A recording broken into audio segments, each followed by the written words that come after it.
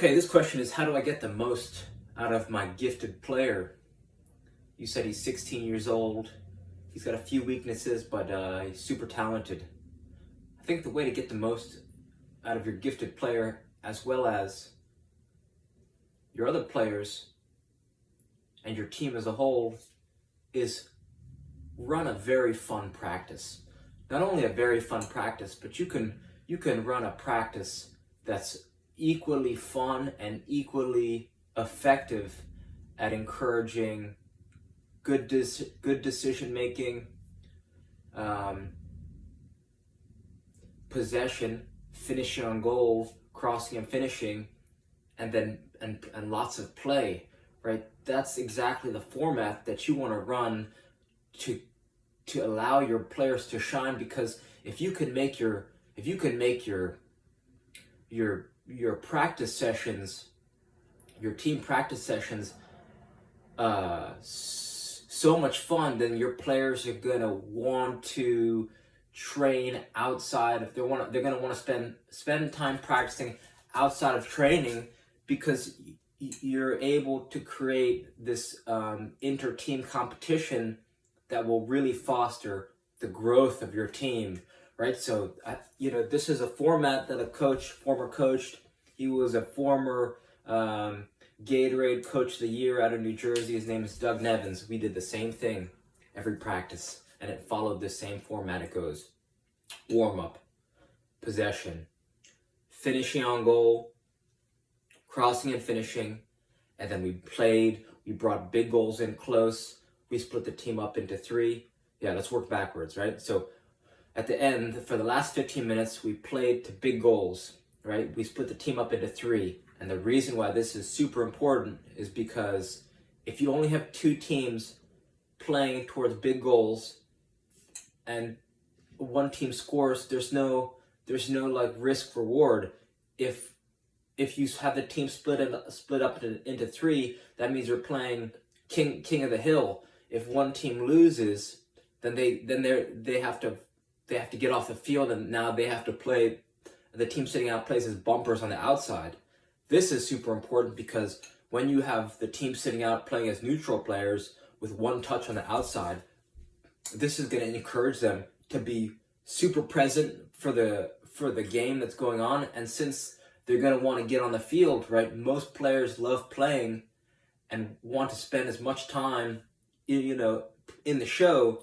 Then they're going to be they're going to give great passes as bumper players because they're tuned in and they want to get on the field, right? So those are the two most important parts. Split the team up into three, even if you have to make one player, right? Let's say you have two goalies, and maybe the numbers aren't right. Then you could make one team have a Roman goalkeeper, or you make it so that there's one neutral.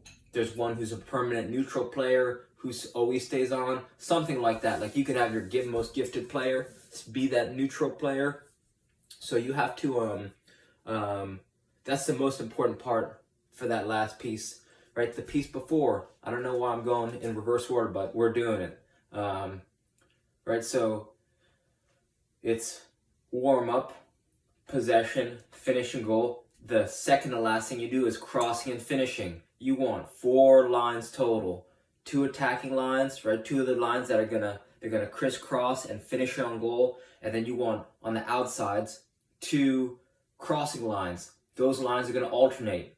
All the balls are at the crossing lines, right? Divided evenly.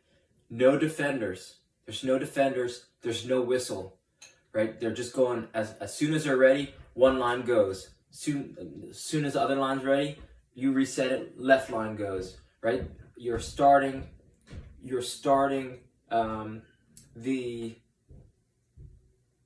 lines almost at the center circle, where there's a half, right? There's the half circle. That's as high as the lines that you can start, and then one winger plays himself the ball, whips it in, and the 2 lines in the middle, they're crisscrossing, finishing on goal. Then the next line goes.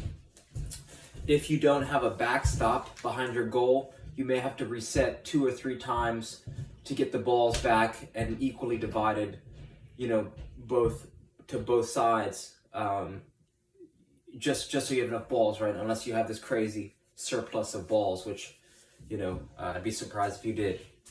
The next thing, right? The next thing before is, right? Because we're going to go warm up, possession, finishing on goal. Right? Finishing on goal is low, hard, driven balls into the side netting, right? It's called Slotsville. You want to look up Mark Cintron's goal versus Puerto Rico. Oh, I'm sorry, versus Spain, right? I played with this player named Mark Cintron and Doug Nevins. This is the way he finishes against Spain is the way that Doug coached us to finish the ball in this drill. So it's a low, hard, driven ball on the ground. Your players line up. They all have the ball. They play themselves in. They're going as fast as they can and just tucking the ball away to the corners of the side netting. That's Slotsville. Then after 5 to 10 minutes of Slotsville, then you transition to Volleysville.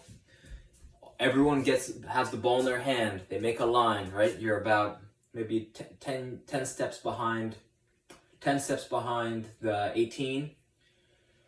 You're facing the goal, right? And your players, one by one, they give you the ball, and then they spin around so their backs to the goal. You throw the ball over their head, and they run, they turn, and then they strike the ball.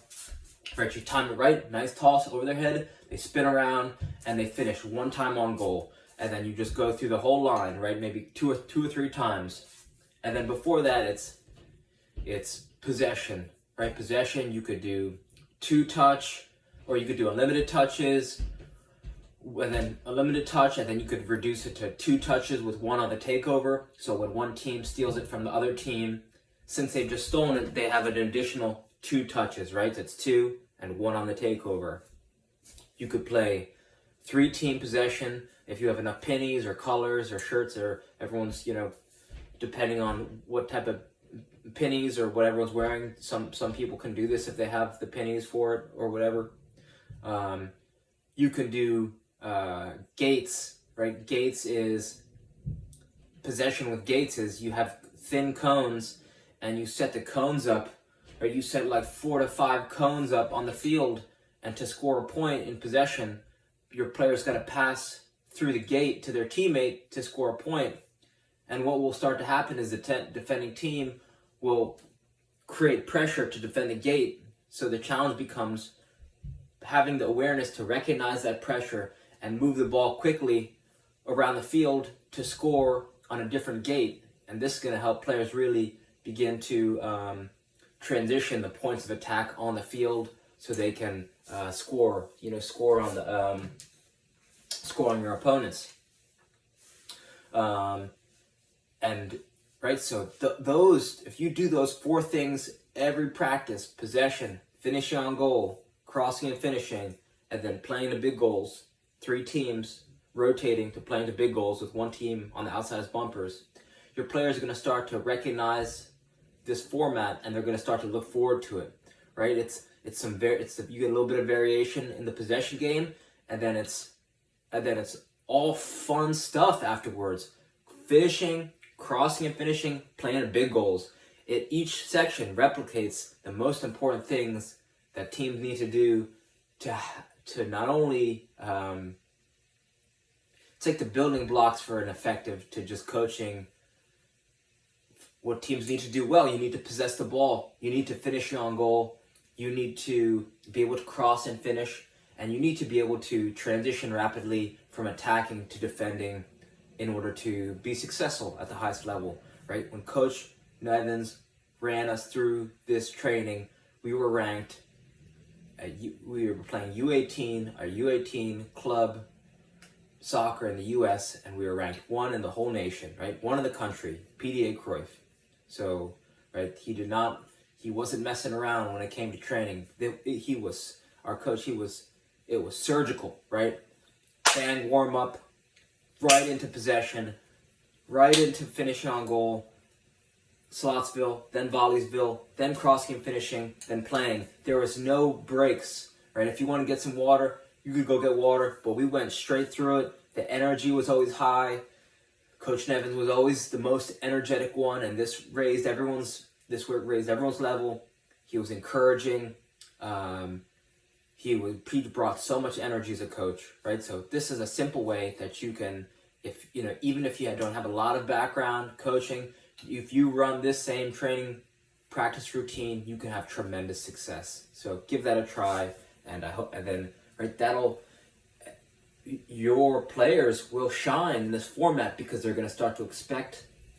They're going to understand the pattern, and they're going to thrive in it because there's structured variation, right? It's organized. It can be chaotic, but you're organizing the chaotic energy, and you're going to make something beautiful. So reach out with any questions. All right, thank you.